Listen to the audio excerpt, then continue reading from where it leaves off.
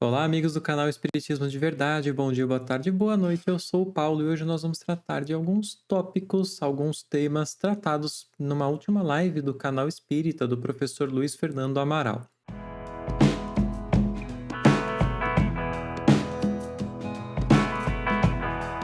A minha intenção aqui não é falar mal de ninguém, não é criticar. Tenho certeza que ele está fazendo um trabalho de coração, que ele tem bons propósitos.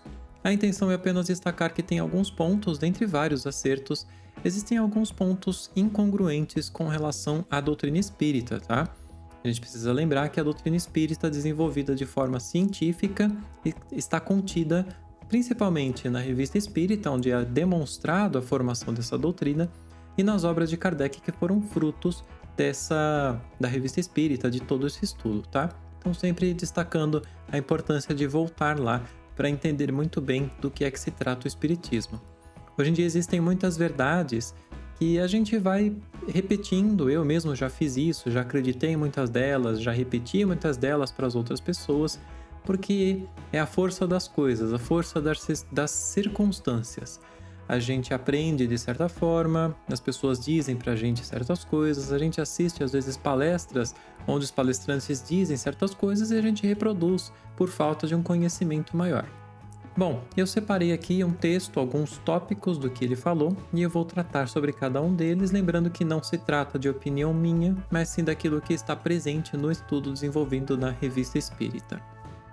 O primeiro deles é com relação a essa ideia de período de transição, né? Que a gente estaria num período de transição que estaria no fim, que ele vai terminar em 2057, já deram até data para ele, e que se a gente não se regenerar, aqueles espíritos que não se encaixarem mais aqui serão expulsos da Terra e vão até para um planeta, já tem nome, né?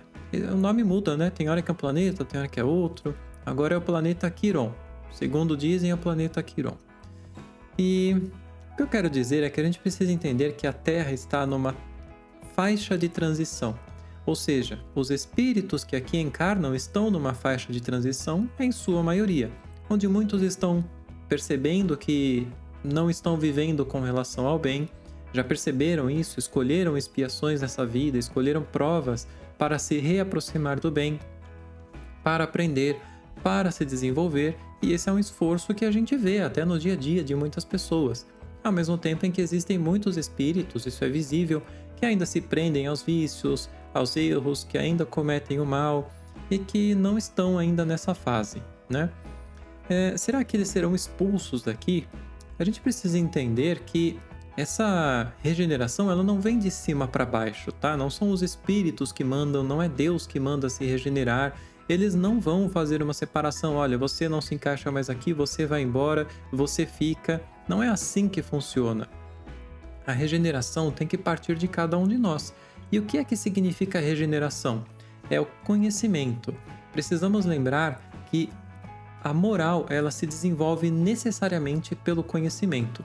Primeiro o espírito precisa desenvolver um conhecimento, desenvolver inteligência, para então desenvolver moral. O desenvolvimento de moral é nulo quando não há entendimento. Ele é vazio, ele é artificial. Isso, inclusive, é uma coisa que o movimento espírita tem errado muito.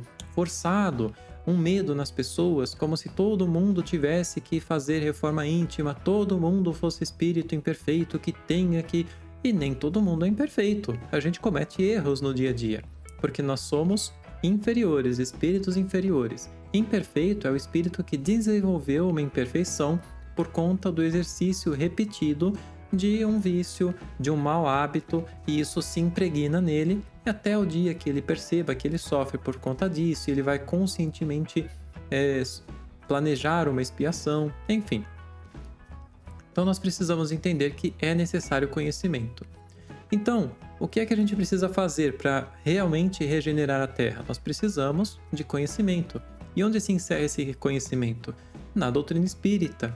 O espiritismo, a filosofia espírita, ela traz toda uma capacidade de revolução de ideias para que a gente volte ao estado de cooperação, para que a gente volte a praticar ou entre no estado de caridade verdadeira, que é aquela caridade que não é dar uma coisa, mas é a caridade desinteressada, que não espera nada em troca, que quer ajudar os outros, que aprende, por exemplo, uma coisa e quer ir lá e quer ajudar aquela pessoa que está sofrendo próximo. Enquanto a humanidade, em maioria, não entrar nesse estado, o planeta não vai mudar, não vai entrar em outro estado e não tem data para isso. Não pode haver data para isso. Como poderia haver data para espíritos que são imortais? Se eu não me corrigir hoje, eu vou me corrigir amanhã. Se eu não me corrigir amanhã, eu vou me corrigir, quem sabe, daqui 100 anos, daqui 300 anos. Não existem espíritos que ficam errando e, inclusive, ficam no mundo espiritual apegados a certas coisas por mais de séculos. Por séculos. Existem espíritos assim. Então não é possível haver uma data. É necessário que a gente faça a nossa parte. E como é fazer a nossa parte? Estudar. Enquanto a gente não recuperar as ideias da doutrina espírita, aquilo que é científico da doutrina espírita, e resgatar e retomar o desenvolvimento da doutrina espírita de forma científica, como tem que ser feita, pela metodologia científica, a gente não vai sair do lugar. Existe um esforço geral, a gente vê que a própria sociedade busca autonomia, busca certas modificações que o espiritismo com certeza pode alavancar muito. E como nós estamos falando de espiritismo, é disso que se trata, tá? Outra questão é a ideia do autismo, como se o autista fosse um resgate de erros passados. Também existe uma ideia de que espíritos elevados que venham encarnar na Terra, ele tenha que ser autista porque é uma readequação ao corpo.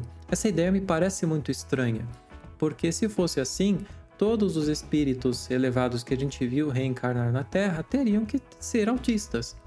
E não é assim que acontece. Jesus não foi assim, até onde a gente sabe. Os espíritos mais recentes que a gente viu que foram missionários, que trouxeram uma visão moral mais elevada, não foram assim. Então por quê? Por que essa ligação? E essa ideia também de que existe uma ideia muito direta relacionada ao seguinte: o espírito que fez tal coisa na reencarnação passada vai vir de tal forma na próxima vida. O espírito que fez o crime máximo contra si, aquele lá que vocês sabem, na próxima vida vai nascer num corpo deformado. E não é assim que funciona, tá? A gente precisa tirar dessa caixinha, dessa relação direta as coisas, até para evitar, às vezes, dar ideias, dar falsas ideias que podem afastar as pessoas do espiritismo por se sentirem atingidas, né? Muitas vezes se sentem.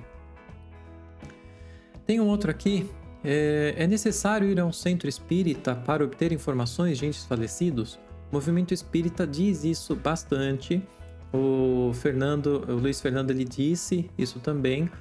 A questão é, hoje em dia o espiritismo não é como deveria ser. Se fosse como deveria ser, que Kardec via como ele estava se desenvolvendo, nós teríamos por toda a parte o espiritismo sendo praticado nas pequenas famílias, as evocações particulares sendo praticadas.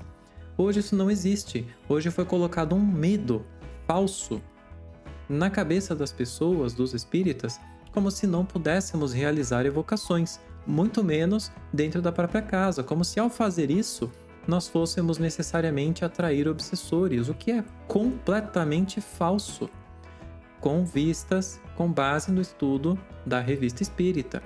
Kardec, na Revista Espírita de dezembro de 1859, ele fala sobre isso, que essa ideia é falsa. Depende das intenções. Então, por conta disso, a gente não tem essa capacidade. É claro que a gente não deve se colocar a evocar espíritos por tolices, por mera curiosidade, mas quantas evocações Kardec apresenta ali que eram feitas em nível particular nas famílias, em que tinham um significado muito importante para aquelas pessoas, em que aquilo que aquele ente familiar, antigo ente familiar, dizia, mostrava para eles, né, educava eles, o quanto isso era importante para aquela família. E hoje isso não existe, tá? Então, assim, para saber notícias de alguém do lado de lá, hoje a gente acaba tendo que procurar um médium que quase sempre vai estar dentro de um centro espírita, mas não deveria ser assim. Esse é o ponto e essa é a realidade. E quanto a isso, se a gente quer mudar, a gente precisa voltar ao estudo e ao desenvolvimento dos grupos particulares. Todos nós passaremos pelo umbral? Que umbral, gente? Sim, eu pergunto, que umbral? Umbral foi uma ideia nascida em primeiro lugar de um espírito, que falou daquelas coisas em um estado de sofrimento, um estado de perturbação pós-morte. Ele não tinha as ideias claras, e as pessoas simplesmente admitiram aquelas ideias como sendo verdade. O umbral é a mesma coisa que a ideia do purgatório, e Kardec já demonstrou, não pela cabeça dele, mas por resultado do estudo sobre as comunicações espíritas, que é uma ideia falsa, que não é assim que funciona. Então, eu pergunto novamente, que umbral? O espírita criou uma ideia errada e um medo, meu Deus, eu vou morrer, eu vou pro umbral, eu vou isso ou aquilo. Essas coisas estão dentro daqui, ó, da nossa cabeça. Nós estaremos reunidos com espíritos e nós teremos à nossa volta a realidade que nós criamos para nós, o que nós vivemos. Um espírito muito apegado à matéria, ele pode, por exemplo, estar tão apegado a uma casa, ele não vai para umbral nenhum, ele fica na casa. Ele não sai daquela casa e ele fica ali. E ele tenta até aterrorizar quem vai ocupar aquela casa. Isso é fato, isso existe. E veja, ele é tão materialista, por que ele não foi então ficar lá mergulhado num mar de lama, onde se diz isso e aquilo? Não é assim. Cada caso é um caso. O que aquele espírito de André Luiz relata é uma vivência pessoal dele. É o que ele via à sua volta, é o que ele imaginava, é o que ele sentia. Não é um fato. Tá bom? Não é assim que funciona. Não é uma realidade geral, tá bom? Pode um centro espírita se unir a um de Umbanda? E aí o professor Fernando lá, ele fala sobre fundamentalismo, né? Ele critica como se fundamentalistas dissessem que isso não é possível e tudo mais. Seguinte, gente. Espiritismo é uma ciência. Como uma ciência, ele pode ser estudado por pessoas de qualquer credo. Inclusive por pessoas sem nenhum tipo de religião, sem nenhum tipo de fé, até por pessoas ateias. Existiram pessoas, Kardec cita, que eram ateus, que estudaram o espiritismo e viram ali uma base de racionalidade tão plena, tão clara, que eles voltaram atrás e passaram a se chamar espíritas. Quando a gente fala em outras religiões, é claro que, por exemplo, num centro de Umbanda, eles poderiam estar estudando o espiritismo, eles poderiam estar praticando o espiritismo. Em que sentido? Fazendo, por exemplo, evocações particulares. E aí, seja num centro de Umbanda, seja num grupo familiar, seja num centro espírita, seja onde for, o que é que manda aí? Qual que é a diferença? É se eles estão instruídos o suficiente e tomando os cuidados suficientes para não tratarem isso de forma dogmática. Ou seja, o espírito disse que no mundo espiritual existe tal coisa e eles simplesmente acreditam. Ou o espírito vem e fala que é a própria Virgem Maria e eles simplesmente acreditam. Isso, infelizmente, existe em todos os lugares, inclusive dentro dos centros espíritas. Infelizmente, talvez em grande maioria. O que mais existe hoje é médium fascinado, é médium obsidiado, por falta de estudo e por falta de vontade, por não estar aberto a procurar, a pesquisar, a estudar, e quando alguém fala alguma coisa, ele se melindra por conta de orgulho, tá? Então, isso existe muito, independe do lugar. Um centro espírita ou um centro umbandista, digamos que seja um centro umbandista, eles poderiam praticar evocações, eles poderiam produzir ótimos conteúdos dessas evocações, a despeito de qualquer ritual, de qualquer coisa ali dentro, isso não vem ao caso. Eles poderiam fazer isso e poderiam, inclusive, contribuir com essas evocações enviando para outros grupos de estudo. É assim que funciona. A mediunidade não pertence ao espiritismo, tá? Não pertence a qualquer grupo que seja. É assim que funciona. Simples assim. O que não é possível é você querer colocar coisas de religiões dentro de uma ciência, dogmas de religiões dentro de uma ciência, rituais dentro de uma ciência. Isso não funciona, isso não pode, porque simplesmente não é assim que uma ciência funciona. Simples assim. Comunicações de espíritos que dizem morar em colônias espirituais. Isso existe muito, né? Existem espíritos que dizem morar numa colônia, existem espíritos que dizem que os animais vão para colônias espirituais, para rancho, não sei o quê. E isso tem acontecido muito e as pessoas precisam dar um passo atrás e pensar o seguinte: sem método científico não é possível admitir nenhuma dessas comunicações. A gente se colocou num momento de movimento espírita em que simplesmente se aceita, não se questiona, não se evoca, simplesmente se aceita o que dizem os espíritos. Então veja, se eu vou ali na rua e eu me coloco à disposição de qualquer um que queira falar comigo, eu quero investigar, por exemplo, eu quero saber como é que um determinado povo vive, como é que é a vida daquele povo. Se eu vou lá, coloco uma publicação na internet e falo: gente desse povo, liguem para mim e me contem como é que funciona aí. Muita gente pode pegar aquele número e começar a falar um monte de abobrinha. Tem gente que pode falar aquilo que é a realidade que ele vive. Tem gente que vai falar a realidade de acordo com o que ele vê. Tem gente que vai querer mentir porque tá vendo que eu tô ali dando sopa e ele quer simplesmente me enganar porque ele acha isso divertido. Todo tipo de gente vai falar. É assim que funciona com os espíritos. E eles não ganham ciência absoluta depois da morte. Muito pelo contrário, eles continuam sendo quem são. Agora, se eu me coloco nessa posição e eu quero saber quem é esse povo, como ele vive e tudo mais, o que eu devo fazer? Alguém veio falar espontaneamente? O que eu deveria fazer? Poxa, mas isso aqui tá muito estranho. Fulano, por que é que você está falando isso e aquilo?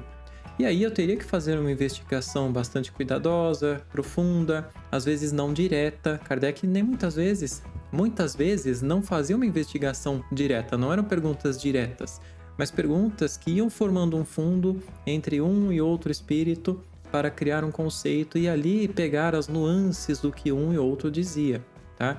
Isso é a diferença. Então, quando espíritos vêm e dizem coisas que estão contrárias àquilo que foi desenvolvido de forma científica pela doutrina espírita, o que é que nos caberia dizer? Perguntar: espírito, primeira coisa, espírito dirigente do grupo, nós gostaríamos de evocar o espírito tal. Seria possível? Pode ser que ele diga que sim. Aquele espírito pode se apresentar ali. Você teve um planejamento, na verdade, se é possível, aquele espírito já está até preparado para isso. E você vai fazer ali um questionamento. Por que é que você disse que estava em tal lugar, se a gente já viu, se outros espíritos já demonstraram, se a doutrina... Enfim, teria que haver um questionamento que hoje não há. Tem um último ponto aqui, em que ele fala sobre o voo da Chapecoense, onde, teoricamente, existiria aí uma comunicação, um espírito que diz que foi um dos jogadores e que eles morreram lá porque eles tinham feito tal coisa na vida passada. E isso eu vou deixar para um vídeo extra se vocês quiserem que eu comente sobre isso, tá? Eu acho que é um vídeo bastante interessante para a gente falar. Muito obrigado por ter ficado até aqui. Não se esqueça de curtir, se inscrever no canal, ativar o sininho, comentar por gentileza. Um grande abraço e até o próximo vídeo. Tchau, tchau!